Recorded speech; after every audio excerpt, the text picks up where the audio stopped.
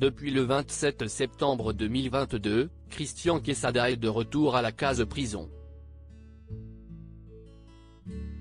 En effet, le même jour, le procureur de la République de Perpignan avait estimé que l'ancien champion des 12 coups de midi n'était pas actif dans la recherche d'un travail, et avait donc décidé de le renvoyer derrière les barreaux. De plus, Christian Quesada n'aurait pas respecté son contrôle judiciaire. Alors qu'il se trouvait dans les Pyrénées-Orientales depuis l'obtention de sa liberté conditionnelle en 2021, il a incarcéré à la prison de Perpignan. Depuis, de nombreuses personnes assurent qu'il aurait changé d'apparence physique pour avoir plus de tranquillité. Seulement, ce n'est pas ce qu'a assuré Guillaume Janton, dans Touche pas à mon poste, vendredi 7 octobre 2022. Le chroniqueur de Cyril Hanouna a assuré qu'une photo de Christian Quesada allait très bientôt être dévoilée. Dans quelques jours il va y avoir une première image de Christian Quesada depuis son incarcération qui va sortir. Il a été pris en photo et en vidéo à la sortie de prison pour se rendre à l'audience à Perpignan.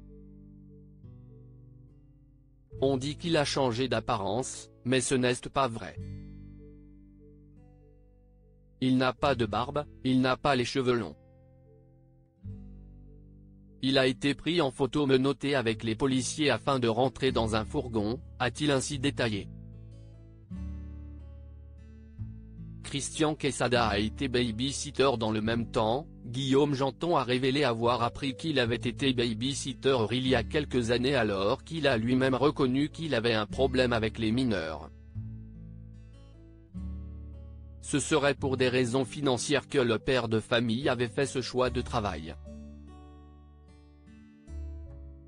Si l'ancien maître de midi a assuré auprès des enquêteurs n'avoir jamais eu de problème avec les enfants qu'il a pu garder, Guillaume Janton a nuancé ses propos. Il se base sur un témoignage édifiant du dossier. On a retrouvé dans le dossier, le témoignage d'une jeune adolescente de 13 ans, qui habite en région parisienne et qui dit « Une fois que Christian Quesada s'était assis en mettant ses jambes autour de moi, j'étais gêné, je l'ai repoussé », a-t-il raconté. Cyril Hanouna avait obtenu des audios de Christian Quesada depuis sa nouvelle incarcération.